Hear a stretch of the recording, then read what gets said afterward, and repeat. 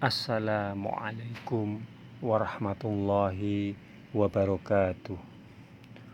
Allahumma sholli ala Sayyidina Muhammad wa ala ali Sayyidina Muhammad. Mungkin ramai yang mengenali sahabat ini, tapi mungkin ramai tak tahu walaupun namanya dinisbahkan kepada Ar-Rumi. Namun dia bukan orang Rum, sebaliknya seorang Arab Tulen. Ayahnya Sinan bin Malik dari kabilah Numairi, manakala ibunya dari kabilah Bani Tamim. Justru mengapa Ar-Rumi? Pernah satu ketika ibunya telah membawa Suhaib yang masih kecil ke sebuah tempat pelancongan di Irak yang ketika itu di bawah taklukan Parsi. Malangnya, pada ketika itu Parsi telah diserang oleh Rom.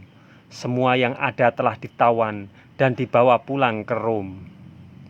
Di sana, tawanan telah dijual sebagai hamba. Suhaib berpindah randah dari satu tuan ke satu tuan sehinggalah meningkat dewasa.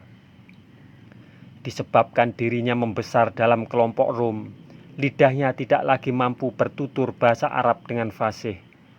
Walaupun begitu, jati diri beliau sebagai Arab yang hidup di padang pasir masih tidak hilang. Beliau tidak sukakan budaya orang Rom dengan maksiat dan kezaliman masyarakatnya. Beliau sentiasa mencari peluang untuk lari. Pada suatu hari, beliau telah mendengar seorang pendeta menyatakan, sudah dekat masa kebangkitan Nabi akhir zaman daripada kaum Arab di Mekah. Berita itu menambah lagi azamnya untuk kembali ke pangkuan bangsanya. Akhirnya beliau nekat untuk lari dan terus menuju ke Mekah. Di Mekah, beliau memulakan hidup baru sebagai seorang yang merdeka. Beliau bergelar Ar-Rumi karena selain membesar di Rom, beliau juga berambut merah dan lidah beliau agak pelat dalam bahasa Arab. Di bawah suaka Abdullah bin Jad'an, Suhaib membuka perniagaan hasil pengalaman ketika menjadi hamba dahulu. Dengan cepat, beliau mampu menjana pendapatan lumayan sehingga mengumpul harta yang sangat banyak. Tetapi beliau tidak pernah lupa niat sebenar ke Mekah. Beliau sentiasa mengikuti perkembangan semasa menunggu kebangkitan Nabi yang disebut Pandita Rum itu. Akhirnya, selang beberapa tahun selepas itu, Nabi Muhammad SAW dibangkitkan dan beliau terus memeluk Islam sejaman dengan Bilal bin Rabah, Ammar bin Yasir, Habab bin Arad, dan beberapa sahabat lagi. Ketika diperintahkan berhijrah, Suhaib berhasrat untuk menemani Rasulullah SAW dan Abu Bakar ke Madinah. Malangnya, beliau telah dihalang oleh pemimpin Quraisy. Rumahnya dikawal siang dan malam, sebagaimana Rasulullah dan beberapa sahabat lainnya. Walau bagaimanapun, Rasulullah dan Abu Bakar berjaya meloloskan diri, tetapi Suhaib masih terkurung. Akhirnya, pada satu malam, beliau mendapat peluang untuk lari ketika pengawalnya sedang tidur. Beliau terus memecut untuk mengejar Rasulullah dan Abu Bakar yang telah jauh di hadapan. Namun, dalam perjalanan, beliau dikejar dan coba dikepung oleh sekumpulan Quraisy. Menyadari perkara tersebut, Suhaib terus menuju ke satu kawasan yang tinggi berdekatan dan kemudian mengacukan panah ke arah musyrikin Quraisy, menyebabkan mereka berhenti dari merapati Suhaib. Kata Suhaib, jangan coba dekat, kamu tahu aku orang yang tak pernah tersasar dalam memanah.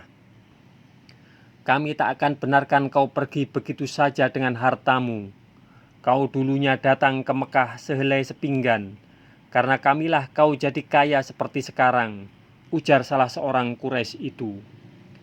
Kalau begitu, maukah kau lepaskan aku jika aku serahkan segala harta pada kamu semua? tawar Suhaib pula. Pantas mereka setuju.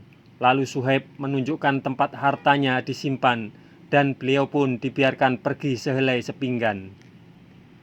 Beliau meneruskan perjalanan yang berbagi keseorangan. Setiap kali merasa penat, beliau akan teringatkan sosok Rasulullah yang sangat beliau rindui. Dengan cara itu, beliau kembali menjadi semangat dan kuat untuk meneruskan perjalanan. Akhirnya, beliau sampai di Quba. Beliau dapati Rasulullah juga ada di sana.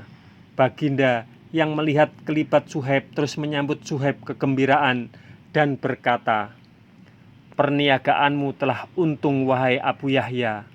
Perniagaanmu telah untung wahai Abu Yahya. Perniagaanmu telah untung wahai Abu Yahya." Hilang segala keletihan Suhaib tatkala disambut dengan senyuman oleh Rasulullah. Tidak sempat beliau ceritakan, Rasulullah sudah tahu segala yang berlaku sepanjang perjalanan beliau.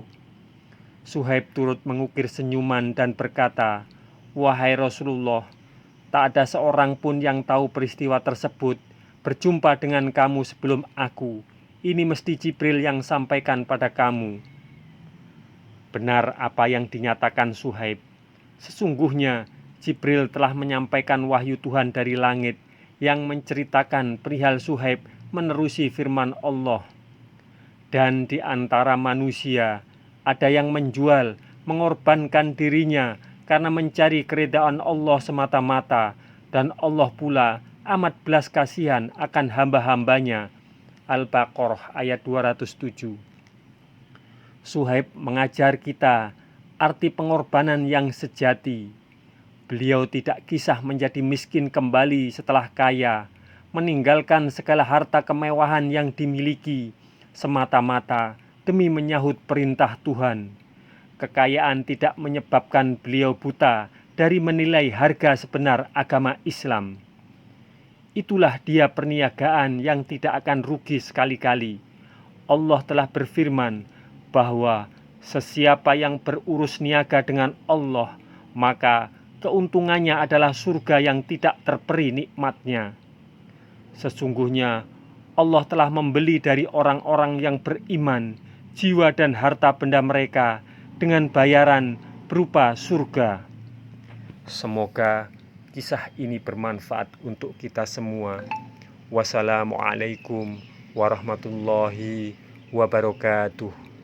Mudah-mudahan kelak kita akan mendapatkan syafaat dari Nabi besar Muhammad sallallahu alaihi wasallam.